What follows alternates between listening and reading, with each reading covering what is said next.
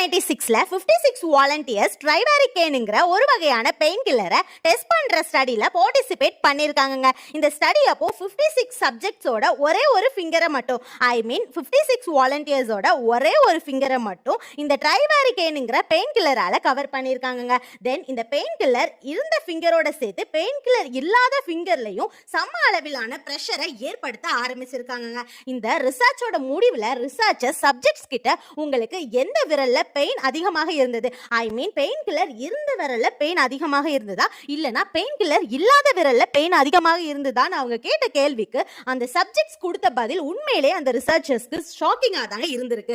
அப்படி என்ன பதில் சொல்லியிருக்காங்கன்னு தெரிஞ்சுக்கணுமா? பெயின் கில்லர் இருந்த விரல்ல அவங்களுக்கு பெயின் கம்மியா இருந்ததாகவும் பெயின் கில்லர் இல்லாத விரல்ல பெயின் அதிகமா இருந்ததாகவும் சொல்லியிருக்காங்க. இது நார்மலான விஷயம் தானே, இதுல என்ன ஷாக் ஆக்குறதுக்கு இருக்கு அப்படின்னு நீங்க கேட்கலாங்க. ஃபுல் வீடியோ லிங்க் டிஸ்கிரிப்ஷன்ல கொடுத்திருக்கேன், மறக்காம